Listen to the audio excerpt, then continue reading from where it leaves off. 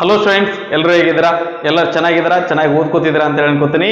ನಾವು ಹಿಂದಿನ ವಿಡಿಯೋದೊಳಗೆ ನಮ್ಮ 10th ಸ್ಟ್ಯಾಂಡರ್ಡ್ ಟ್ರಯಾಂಗಲ್ಸ್ ಚಾಪ್ಟರ್ ಇದ್ದು MCQs ಕ್ವಶನ್ಸ್ ಅನ್ನ ನಾವು ನೋಡಿದ್ವಿ. ಈ ಒಂದು ವಿಡಿಯೋದೊಳಗೆ ಏನ್ ಮಾಡೋಣ ಅಂತಂದ್ರೆ 1 ಮಾರ್ಕ್ ಕ್ವಶನ್ಸ್ ಅನ್ನ ಡಿಸ್ಕಸ್ ಮಾಡೋಣಂತ್ರಿ. ಓಕೆ, ಸೊ ಈ ಕ್ವಶನ್ಸ್ 29th ಲಿಂದ ಹಿಡಿದು 38 ತನಕ ಅದಾವ್ರಿ. ದಟ್ ಒಂದೊಂದಾಗಿ ಕ್ವಶನ್ಸ್ ಅನ್ನ ನೋಡ್ಕೊಂತ ಹೋಗೋಣಂತ. ದಟ್ ವಿಡಿಯೋ ಸ್ಟಾರ್ಟ್ ಮಾಡೋಕ್ಕಿಂತ ಮುಂಚೆ ನನ್ನ ಒಂದು ಪರಿಚಯ ನಿಮ್ಗಿತ್ತು ಅಂದ್ರೆ ಸರಿ, ಇಲ್ಲ ಅಂದ್ರೆ ಚಿಕ್ಕದಾಗಿ ನನ್ನ ಒಂದು ಪರಿಚಯ ಮಾಡ್ಕೋತೀನಿ. ನನ್ನ ಹೆಸರು ಮೃತ್ಯುಂಜಯ್. ನಾನು ಥರ್ಮಲ್ ಪವರ್ ಇಂಜಿನಿಯರಿಂಗ್ ಡಿಪಾರ್ಟ್ಮೆಂಟ್ ಅಲ್ಲಿ MTech ಅನ್ನ ಕಂಪ್ಲೀಟ್ ಮಾಡ್ಕೊಂಡಿದ್ದೀನಿ. ನಂತರ ನಾನು ನಿಮ್ಗೆ ಇಲ್ಲಿ ಮ್ಯಾಥಮೆಟಿಕ್ಸ್ ಸಬ್ಜೆಕ್ಟ್ ಅನ್ನ ಟೀಚ್ ಮಾಡ್ತೀನಿ. ಓಕೆ, ಸೊ ಬರ್ರಿ ಫಸ್ಟ್ ಕ್ವಶನ್ ನೋಡೋದಂತ. That is the 29th question. ಏನಂತ ನೋಡ್ರಿ, what are similar figures? So similar figures ಅಂದ್ರೆ ಏನು ಅಂತಂದ್ರೆ ಕೇಳಾಕತ್ತಾರೆ ಇಲ್ಲಿ. ದಟ್ ಸಿಮಿಲರ್ ಫಿಗರ್ಸ್ ಅಂದ್ರೆ ನಮ್ಗೊಂದು ಐಡಿಯಾ ಐತ್ರಿ. ಏನ್ರಿ, ಎರಡು ಫಿಗರ್ಸ್ ಅನ್ನ ನಾವು ಸಿಮಿಲರ್ ಅಂತ ಹೇಳ್ಬೇಕು ಅಂದ್ರೆ ಅವುಗಳ ಕರೆಸ್ಪಾಂಡಿಂಗ್ ಆಂಗಲ್ಸ್ ಈಕ್ವಲ್ ಇರಬೇಕು. ಆ ನಂತರ ಅವುಗಳ ಕರೆಸ್ಪಾಂಡಿಂಗ್ ಸೈಡ್ಸ್ ಏನಾಗಿರ್ಬೇಕು ಅಂದ್ರೆ ಸೇಮ್ ರೇಷಿಯೋ ಒಳಗ ಇರಬೇಕು. Okay, so similar figures. Okay, that ಅದನ್ನ ಬರದೆ ಏನಪ್ಪಾ ಅಂದ್ರೆ ಡೆಫಿನಿಷನ್ ನ ಬರೆಯೋಣಂತ. ಓಕೆ, ಸರಿ. ಸಿಮಿಲರ್ ಫಿಗರ್ಸ್ ಅಂದ್ರೆ ಏನ್ರಿ, that two figures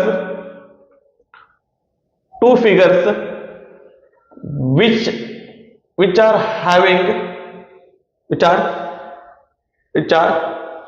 having equal corresponding sides, equal corresponding angles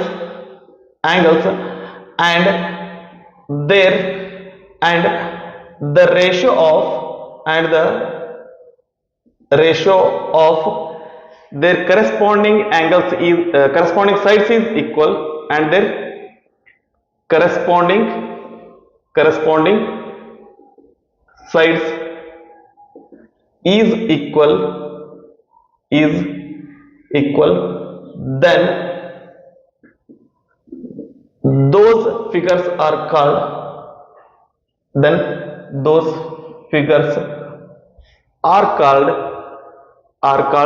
similar figures. Okay, right.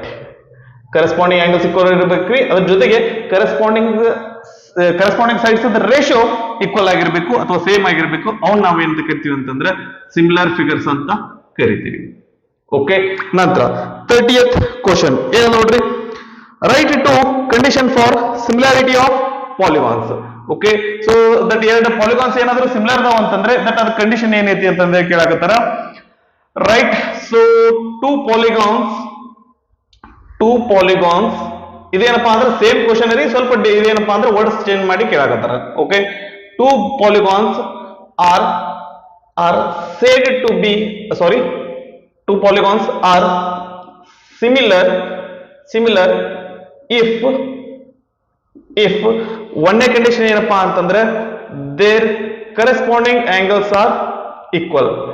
if ಒಂದೇದೇನ್ರಿ, their corresponding angles are equal.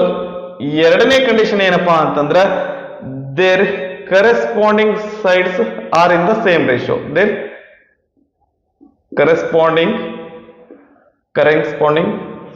sides are in same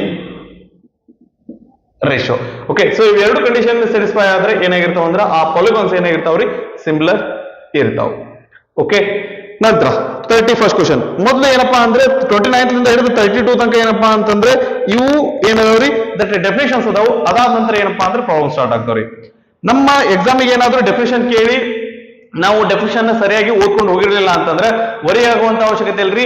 ಆ ಒಂದು ಡೆಫಿನೇಷನ್ ನಿಮ್ಗೆ ಅದ್ರ ಬಗ್ಗೆ ನಿಮ್ಗೆ ಏನ್ ಗೊತ್ತೈತಲ್ಲ ಅದನ್ನ ಏನಪ್ಪಾ ಅಂದ್ರೆ ನಿಮ್ ಓನ್ ವರ್ಡ್ಸ್ ಒಳಗೆ ಬರ್ರಿ. ಆ ನಂತರ ಅದಕ್ಕೆ ಸಂಬಂಧಪಟ್ಟಂತ ಚಿತ್ರ ತೆಗೆದು ಬರ್ರಿ, ಡಯಾಗ್ರಾಮ್ಸ್ ಅನ್ನ ಡ್ರಾ ಮಾಡಿ ಬರ್ರಿ. ನಿಮ್ಗ ಅದು ಏನಾದ್ರೂ ನಾವು ಚೆನ್ನಾಗಿ ಮಾರ್ಕ್ಸ್ ತಗೊಂಡಿದ್ವಿ ಅಂತಂದ್ರೆ ಆಬ್ವಿಯಸ್ಲಿ ಏನಪ್ಪಾ ಅಂತಂದ್ರೆ ಇದಕ್ಕೂ ಸಹಿತ ನಮಗ ಮಾರ್ಕ್ಸ್ ಕೊಡ್ತಾರೆ. ಓಕೆ, ಸೊ ನಿಮ್ಗೆ ಎಷ್ಟು ಗೊತ್ತೈತೆ ಅದನ್ನಷ್ಟು ಬರ್ರಿ, ಖಾಲಿ ಬಿಟ್ಟು ಬರಾಕ್ ಹೋಗ್ಬಿಡ್ರಿ. Okay, right. ನಂತರ ಎಷ್ಟನೇ ಪ್ರಶ್ನೆ ರೀ, 31ನೇ ಪ್ರಶ್ನೆ. ಏನು ನೋಡ್ರಿ, ಸ್ಟೇಟ್ ಬೇಸಿಕ್ ಪ್ರಪೋರ್ಷನಾಲಿಟಿ ಥಿಯರಂ ಅಥವಾ ಥೇಲ್ಸ್ ಥಿಯರಂ. ಓಕೆ, ಇದಕ್ಕೆ 3 ಹೆಸರು ಅದಾವ್ರಿ. ಒಂದು ಥೇಲ್ಸ್ ಥಿಯರಂ ಅಂತ ಕರೀತಾರ, ಇಲ್ಲ ಅಂದ್ರೆ ಬೇಸಿಕ್ ಪ್ರಪೋರ್ಷನಾಲಿಟಿ ಥಿಯರಂ ಅಂತ ಕರೀತಾರ, ಇಲ್ಲ ಅಂತಂದ್ರೆ BPT ಅಂತ ಕರೀತಾರ. ಓಕೆ, ಸೊ ಯಾವ್ದಂದ್ರು ಸಹಿತ ಇದೇ ಅರ್ಥ, ಒಂದೇ ಅರ್ಥ ಕೊಡ್ತಿರ್ತೈತಿ. Okay, right. If a line parallel to one side of triangle is drawn to intersect other two sides at distinct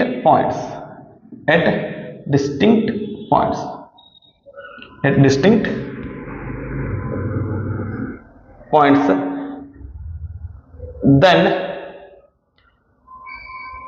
those two sides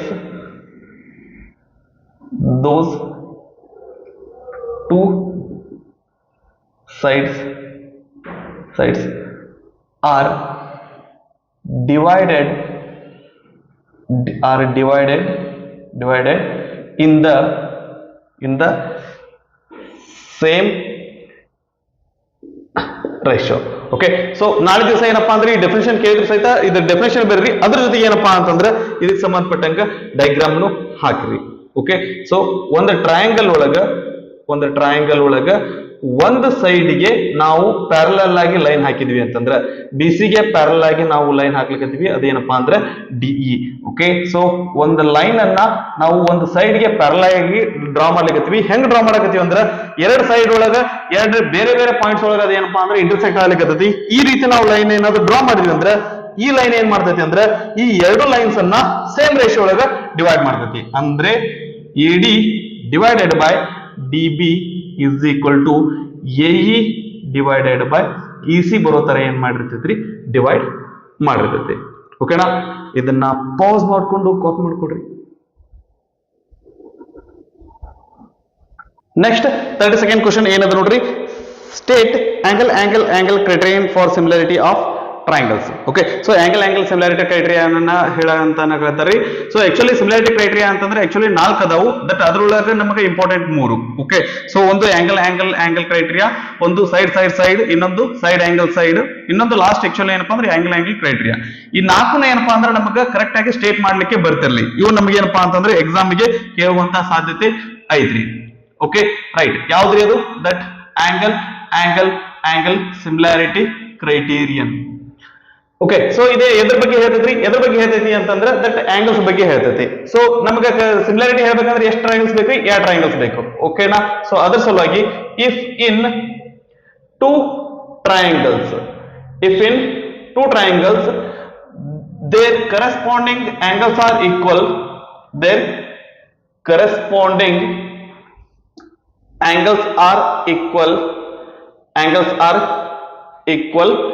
then okay, so ಒಂದು ಎರಡು ಟ್ರಯಾಂಗಲ್ಸ್ ಕರೆಸ್ಪಾಂಡಿಂಗ್ ಆಂಗಲ್ಸ್ ಈಕ್ವಲ್ ಇದ್ದು ಅಂದ್ರೆ ಏನಾಗಿರ್ತೈತ್ರಿ, ಅವುಗಳದ್ದು ಕರೆಸ್ಪಾಂಡಿಂಗ್ ಸೈಡ್ಸ್ ಏನಾಗಿರ್ತೈತಿ ಅಂದ್ರೆ equal ಆಗಿರ್ತೈತಿ. Then there corresponding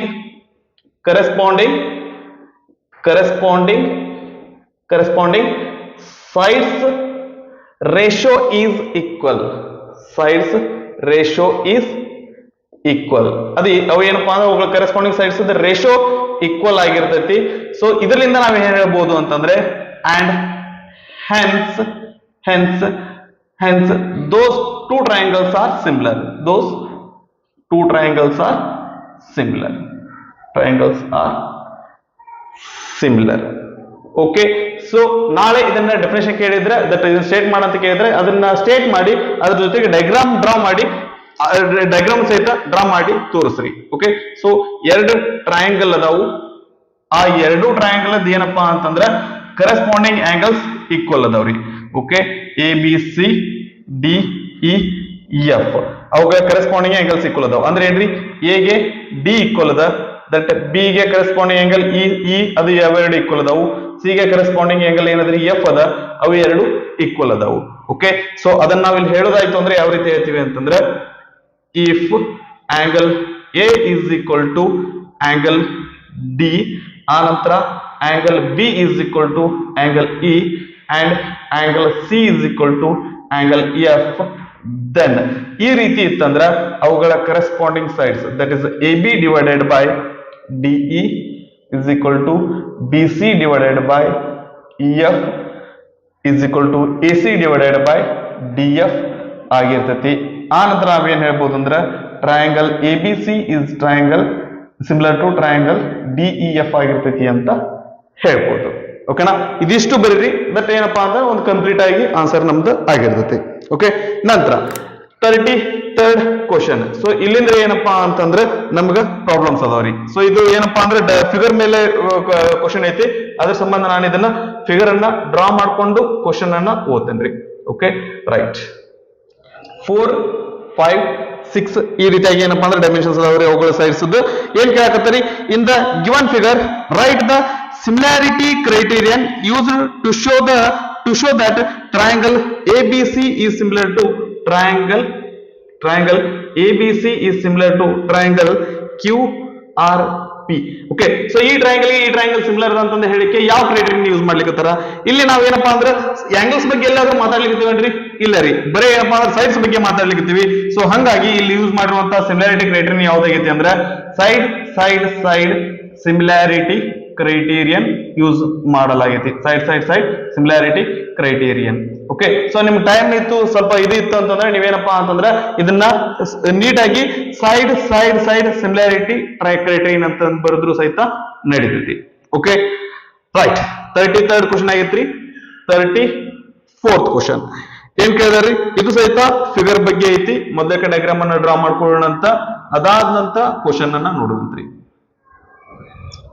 ಇದು 60 degree ಐತ್ರಿ, ಇದು 80 degree ಐತಿ. ಓಕೆನಾ, ರೈಟ್. ಪ್ರಶ್ನೆ ಏನ್ ಕೇಳಾಕತ್ತಾರ ನೋಡ್ರಿ. ಇನ್ the given figure right the side of triangle PQR corresponding to the side AB of triangle ABC. ABC triangle ಇಂದ AB ಸೈಡ್ ಗೆ ಕರೆಸ್ಪಾಂಡಿಂಗ್ ಸೈಡ್ ಯಾವ್ದಾಗಿರ್ತೈತಿ ಅಂತ ಕೇಳಾಕತ್ತಾರ. ನಾವಿಲ್ಲಿ ಡೈರೆಕ್ಟ್ ಆಗಿ ಏನ್ರಿ that triangle PQR is similar to triangle ABC ಅಂತ ಬರೆದು ನಡೀತಾ. Direct ಹ್ಯಾಂಗ್ ಬರ್ಲಿಕ್ಕೆ ಬರೋದ್ರಿ, ನಾವು ಸಿಮಿಲಾರಿಟಿಯನ್ನ ನೋಡ್ಕೊಂಡು ಬರಿಬೇಕಾಗುತ್ತೆ. ಓಕೆ, ಸೊ ನಾವಿಲ್ಲಿ ಫಸ್ಟ್ ಟ್ರಯಾಂಗಲ್ ABC ನ ಕನ್ಸಿಡರ್ ಮಾಡೋಣ, ಆನಂತರ ಏನ್ರಿ ಟ್ರಯಾಂಗಲ್ PQR ಅನ್ನ ಕನ್ಸಿಡರ್ ಮಾಡೋಣ ಅಂತ.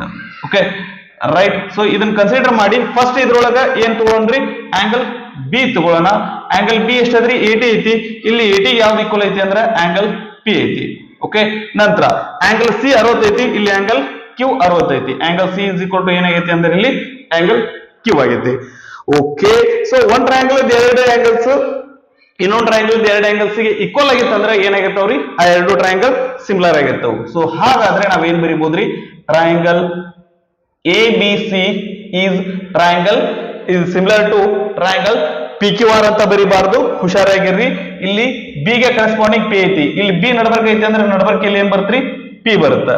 ಓಕೆ, C ಗೆ Q ಐತಿ, ಇಲ್ಲಿ ಲಾಸ್ಟ್ C ಐತಿ ಅಂದ್ರೆ ಇಲ್ಲಿ ಏನ್ ಬರ್ತ್ರಿ, Q ಬರ್ತೈತಿ. ಉಳಿದಿರೋ ಅಕ್ಷರ ಯಾವ್ದಪ್ಪ ಅಂದ್ರೆ R, ಅದು ಫಸ್ಟ್ ಬಂದಿರ್ತೈತಿ. ಅದನ್ನ ಇದು ಸಿಮಿಲಾರಿಟಿ ಬರೆಯುವಾಗ ಸ್ವಲ್ಪ ಹುಷಾರಾಗಿ ಬರಿಬೇಕು.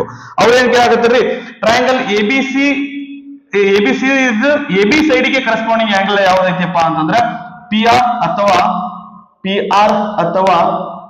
RP ಐತಿ. ಓಕೆ, PR ಅಥವಾ RP, PR ಆದ್ರೂ ಬರೆದ್ರು ನಡೀತೈತಿ ಅಥವಾ RP ಅಂತ ಆದ್ರೂ ಬರೆದು ಸಹಿತ ನಡೀತೈತಿ. ಓಕೆನಾ, ಇದನ್ನ ಪಾಸ್ ಮಾಡ್ಕೊಂಡು ಕಾಪಿ ಮಾಡ್ಕೊಡ್ರಿ. ನೆಕ್ಸ್ಟ್ 35th ಕ್ವಶನ್ ಏನಂದ್ರೆ ನೋಡ್ರಿ, ಇನ್ the given figure find the value of X. Okay, so ಈ ಕೊಟ್ಟಿರುವಂತ ಫಿಗರ್ ಒಳಗೆ ಎಕ್ಸ್ ವ್ಯಾಲ್ಯೂ ಏನಾಗಿರ್ತೈತಿ ಅಂತ ಕೇಳಕತ್ತಾರ್ರಿ. ಇಲ್ಲಿ ನಮ್ಗೆ ಏನ್ ಹೇಳ್ಯಾರ ಅಂತಂದ್ರೆ ಡಿ ಗೆ BC ಪ್ಯಾರಲ್ ಐತಿ ಅಂತ ತೋರಿಸ್ಲಿಕ್ಕತ್ತಾರ. ಹಾಗಾದ್ರೆ ನಾವೇನ್ ಹೇಳ್ಬೋದು ಅಂತಂದ್ರೆ ದಟ್ ಈ ರೇಷಿಯೋ ಬರಿ ಅಂದ್ರೆ ಯಾವ ರೀತಿ ಬರಿತೀವಿ ಅಂದ್ರೆ AD divided by AB, AD divided by ಪೂರ್ತಿ ಸೈಡ್ ತಗೋತೀವಿ. This is equal to DE divided by BC. ಒಂದಿಷ್ಟು ಸ್ಟೂಡೆಂಟ್ ಮೈಂಡ್ ಒಳಗೆ ಏನಪ್ಪಾ ಅಂದ್ರೆ ಒಂದು ಡೌಟ್ ಬರ್ತ್ರಿ, ಏನಂತಂದ್ರೆ sir AD divided by DB ತಗೋತಿದ್ವಲ್ಲ, ಮತ್ತೆ ನಾವ್ ಯಾಕೆ AD ಡಿವೈಡೆಡ್ ಬೈ AB ಅಂತ ತಗೊಳಕತ್ತೀವಿ? ಯಾಕಂದ್ರೆ ನಾವು ಇಲ್ಲಿ ನಮ್ಗೆ ಬೇಕಾಗಿದ್ದೇನಪ್ಪಾ ಅಂದ್ರೆ BC ಅನ್ನೋದೇನಪ್ಪಾ ಅಂದ್ರೆ ಟ್ರಯಾಂಗಲ್ ದೊಡ್ಡ ಸೈಡ್ ಐತಿ. ಸೊ ಇಲ್ಲಿ ಡಿನಾಮಿನೇಟರ್ ಒಳಗೆ ದೊಡ್ಡ ಸೈಡ್ ತಗೊಳಕತ್ತೀವಿ ಅಂದ್ರೆ ಇಲ್ಲೂ ಡಿನಾಮಿನೇಟರ್ ಒಳಗೆ ಏನಪ್ಪಾ ಅಂದ್ರೆ ದೊಡ್ಡ ಸೈಡ್ ತಗೋಬೇಕಾಗ್ತತಿ. ಸರ್ ಮತ್ತೆ ಈ ರೀತಿ ತಗೋತೀವಲ್ಲ ಅದು ಯಾವಾಗ, AD ಡಿವೈಡೆಡ್ ಬೈ DB ಅಂತ ತಗೋತೀವಲ್ಲ ಅದು ಯಾವಾಗ ಅಂತಂದ್ರ AD divided by DB is equal to AE divided by EC ತಗೊಂಡ್ವಿ ಅಂದ್ರ ಅವಾಗ ಆ ರೀತಿ ತಗೋತೇವಿ. ಇದು ನಮ್ಗೆ ಕ್ಲಾರಿಟಿ ಇರ್ಲಿ. Okay, right. ಸೊ ಇದ್ರ ವ್ಯಾಲ್ಯೂ ಅನ್ನ ತುಂಬಿಕೊಳ್ಳ್ರಿ. AD ಅಂದ್ರೆ ಎಷ್ಟದರಿ 2 ಅದ, AB ಅಂದ್ರೆ ಎಷ್ಟದರಿ 2 + 3, ಟೋಟಲ್ ಇದು 5 ಐತ್ರಿ. This is equal to DE ಅಂದ್ರೆ ಎಷ್ಟದರಿ 4 ಸೆಂಟಿಮೀಟರ್ ಐತಿ. BC ಅಂದ್ರೆ ಗೊತ್ತಿಲ್ಲ, ದಟ್ ಇಸ್ X. ಓಕೆ, ಸರಿ, ಏನೋ ಮಿಸ್ ಮಾಡಿದೀವಿ, ಏನೋ ಮಿಸ್ ಇಲ್ರಿ, ಕರೆಕ್ಟ್ ಅದ. X ಈ ಕಡೆ ಹೋಗ್ಲಿ, ಇದು 5 ಈ ಕಡೆ ಬರ್ಲಿ, ಅದ್ರ 2/5 ರೈಟ್ ಸೈಡ್ ಹೋದ್ರೆ ಏನಾಗತ್ರಿ, ದಟ್ ರೆಸಿಪ್ರೋಕಲ್ ಆಗ್ತತಿ. ಅಂದ್ರೆ 4 is equal to 5 divided by 2 ಆಗುತ್ತೆ. 2 ಡಿವೈಡ್ ಬೈ 5 5 ಡಿವೈಡ್ ಬೈ 2 ಆಗುತ್ತೆ. 5 1 5 5 2 ಸಾರಿ 2 1 2 2 2 4 5 2 ಏನಾಗುತ್ತೆ ಇದು 10 ಸೆಂಟಿಮೀಟರ್ ಆಗಿರ್ತೈತಿ. So that B C value X ಏನಾಗಿರ್ತೈತಿ ಅಂದ್ರೆ 10 ಸೆಂಟಿಮೀಟರ್ ಆಗಿರ್ತೈತಿ. ನಂತರ 36th ಕ್ವಶನ್, ಇದು ಡಯಾಗ್ರಾಮ್ ಬೇಸ್ ಮೇಲೆ ಐತಿ. ಈ ಒಂದು ಇದಕ್ಕ ಡಯಾಗ್ರಾಮ್ ಎಲ್ಲ ಇದೇ ರೀತಿನೇ ಬರ್ತಾವ್ರಿ. ಓಕೆ, ಸೊ ನಾವು ಇದನ್ನ ಇಷ್ಟು ಸಾರಿ ಬಂದ್ರು ಸಹಿತ ಬಿಡ್ಲಿಕ್ಕೆ ಹೋಗ್ಬೇಡ್ರಿ. ಇಷ್ಟು ಸಾರಿ ಏನಪ್ಪಾ ಅಂದ್ರೆ ಡಯಾಗ್ರಾಮ್ ಅನ್ನ ಡ್ರಾ ಮಾಡಿ ಪ್ರಾಕ್ಟೀಸ್ ಮಾಡ್ರಿ. Okay, so this is D. ಎಷ್ಟೆಷ್ಟು ವ್ಯಾಲ್ಯೂ ಅದರಿ? ಇದು 3 ಸೆಂಟಿಮೀಟರ್ ಐತಿ, ಇದು 1.5 ಐತಿ, ಇದು ಎಇ 1 ಐತಿ, 1 ಸೆಂಟಿಮೀಟರ್ ಐತಿ. ಏನ್ ಕೇಳಾಕತ್ತೀರಿ? In triangle ABC DE is parallel to BC. DE BC ಗೆ ಏನಪ್ಪಾ ಅಂದ್ರೆ ಪ್ಯಾರಲ್ ಐತಿ, ಅದನ್ನ ತೋರಿಸ್ಬಿಡೋಣ ಆರೋ ಮಾರ್ಕ್ ಹಾಕಿ. ನಂತರ AD equal to 1.5 centimetre, AD equal to 1.5 centimetre ಎಲ್ಲದ್ರಿ? ಇಲ್ಲದ ನೋಡ್ರಿ 1.5 ಸೆಂಟಿಮೀಟರ್. ನಂತರ BD equal to 3 centimetre.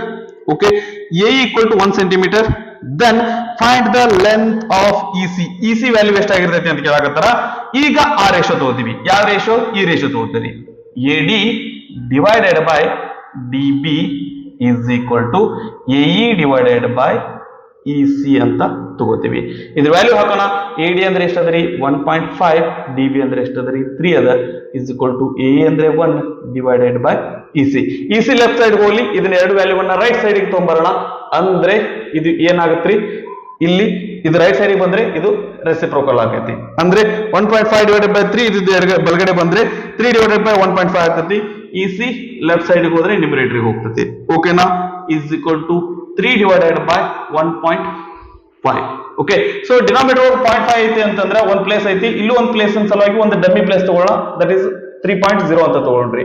Okay, ಈಗ ಪಾಯಿಂಟ್ ಆಗಕ್ಕೆ ಎರಡು ಕಡೆ ಒಂದ್ ಪ್ಲೇಸ್ ಐತಿ, ಹಂಗಾಗಿ ಪಾಯಿಂಟ್ ಅನ್ನ ತೆಗೆದು ಬಿಡೋಣ. ಇದು 30 ಆಗುತ್ತೆ, ಇದು 15 ಆಗುತ್ತೆ. 15 1 50, 15 2 30. EC ಈಕ್ವಲ್ ಟು ಏನಾಗಿರ್ತೈತ್ರಿ? 2 ಸೆಂಟಿಮೀಟರ್ ಆಗಿರ್ತೈತಿ. Okay, so this is the ಇದ್ರ ವ್ಯಾಲ್ಯೂ ಏನಾಗಿರ್ತೈತಿ? 2 ಆಗಿರ್ತೈತಿ. ನಾವ್ ಇದನ್ನ ನೋಡ್ತಲೇ ಹೇಳ್ಬೋದ್ರಿ. ಹೆಂಗ್ರಿ? ಇಲ್ಲಿ 1.5 ಇದ್ರೆ ಇದು 3 ಐತಿ, ಇದ್ರ ಡಬಲ್ ಐತಿ. ಹಂಗಂದ್ರೆ ಇದು ಇದ್ರ ಡಬಲ್ ಇರ್ತೈತಿ. ಅಲ್ಲಿ 1 ಇದ್ರೆ ಇಲ್ಲಿ ಏನಾಗಿರ್ತೈತಿ? 2 ಆಗಿರ್ತೈತಿ. ಓಕೆನಾ? ನಂತರ 37th ಕ್ವಶನ್ ಏನ್ ಕೊಟ್ರು ನೋಡ್ರಿ. ದಟ್ ಡಯಾಗ್ರಾಮ್ ಬೇಸ್ ಮೇಲೆ ಐತಿ. ಡಯಾಗ್ರಾಮ್ ಅನ್ನ ಡ್ರಾ ಮಾಡ್ಕೊಂಡು ನಾವು ಮುಂದೆ ಹೋಗೋಣಂತ್ರಿ. ರೈಟ್, ಡಯಾಗ್ರಾಮ್ ಒಳಗೆ ಏನೇನ್ ಮೆನ್ಷನ್ ಮಾಡ್ರಿ ನೋಡ್ರಿ. P Q R S, this is O.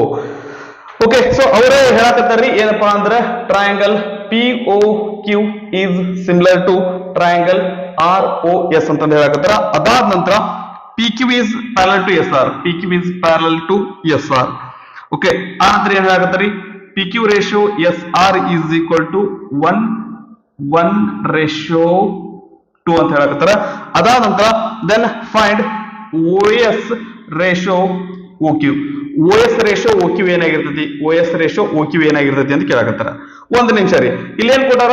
ಇಲ್ಲಿ PQ ರೇಷಿಯೋ SR ಕೊಟ್ಟಾರ. ಇಲ್ಲಿ ಏನ್ ಕೇಳಕತ್ತಾರ್ರಿ? OS ratio OQ ಕೇಳಕತ್ತಾರ. ಉಲ್ಟಾ ಕೇಳಕತ್ತಾರ. ಇರ್ಲಿ, ತೊಂದ್ರೆ ಇಲ್ಲ. ನಮ್ಗೆ ಏನ್ ಗೊತ್ತಾಗುತ್ತೆ ಅದನ್ನ ಕಂಡು ಹಿಡಿಯೋಣ, ಮುಂದ ವಿಚಾರ ಮಾಡೋಣಂತ್ರಿ. ಇಲ್ಲಿ PQ ಏನದ್ರಿ? RS ಅಥವಾ SR ಅಂದ್ರೆ PQ divided by SR is equal to ಏನದ್ರಿ? 1 divided by 2. ರೇಷಿಯೋನ ನಾವು ಈ ರೀತಿ ಬರ್ಕೊಳಕತ್ತೀವಿ. ನಂತರ ಇಲ್ಲಿ OS OQ ಕೊಟ್ಟಾರಲ್ರಿ, ಹಂಗಂದ್ರೆ ನಾ ಇಲ್ಲಿ OQ ತಗೋತೀನಿ, ಇಲ್ಲಿ OS ತಗೋತೀನಿ. ಅಂದ್ರೆ ಇದನ್ನ ಇಲ್ಲಿ ಬರೀತೀನಿ ನೋಡ್ರಿ. PQ divided by SR is equal to OQ divided by OS ಅಂತ ಬರ್ಕೊಳ್ಳೋಣ. PQ divided by SR ಅಂದ್ರೆ ಏನೈತ್ರಿ? 1/2 ಅದ, is equal to OQ divided by OS. OQ divided by OS. ನಮ್ಗೆ ಅದ್ರ ವ್ಯಾಲ್ಯೂ ಗೊತ್ತಿಲ್ಲ, ಹಂಗ ಬರ್ಕೊಳ್ಳೋಣ.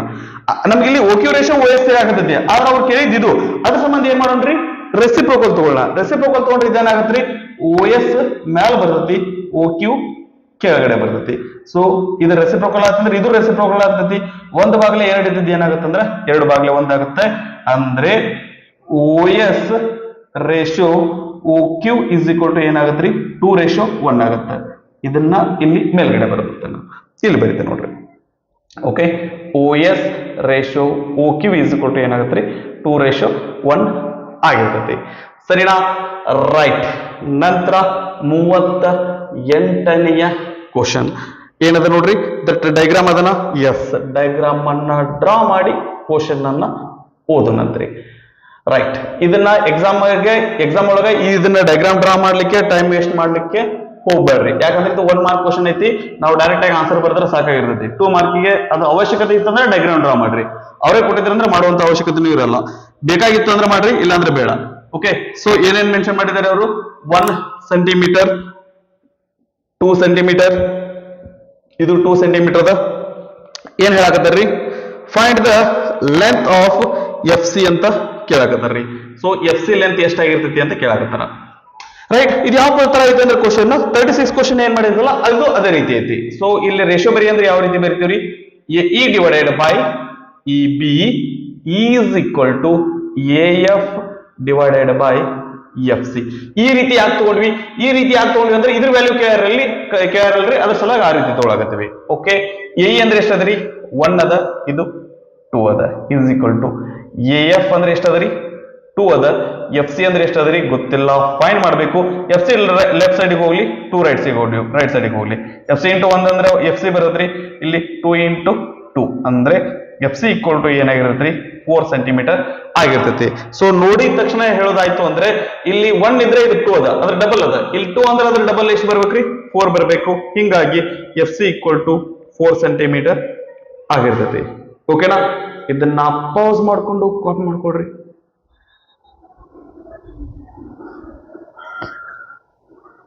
ಇದಿಷ್ಟು ಟ್ರಯಾಂಗಲ್ಸ್ ಚಾಪ್ಟರ್ ಮೇಲಿನ 1 ಮಾರ್ಕ್ ಕ್ವಶನ್ಸ್ ಆಗಿದ್ದು ರೀ. ಮುಂದಿನ ವಿಡಿಯೋದೊಳಗ ದಟ್ ಇದೇ ಒಂದು ಟಾಪಿಕ್ ಮೇಲೆ 2 ಮಾರ್ಕ್ಸ್ ಕ್ವಶನ್ಸ್ ಅನ್ನ ಡಿಸ್ಕಸ್ ಮಾಡೋಣಂತ್ರಿ. ಓಕೆ, ಸೊ ಎಲ್ಲ ಚೆನ್ನಾಗಿ ಓದ್ಕೊಡ್ರಿ, ಚೆನ್ನಾಗಿ ಪ್ರಾಕ್ಟೀಸ್ ಮಾಡ್ರಿ. ಎಲ್ಲರಿಗೂ ದೇವ್ರು ಒಳ್ಳೇದ್ ಮಾಡ್ಲಿ ಅಂತ ಹೇಳ್ತಾ ಈ ಒಂದು ವಿಡಿಯೋನ ನಾನು ಎಲ್ಲಿಗೆ ಮುಗಿಸ್ತಾ ಇದ್ದೇನೆ.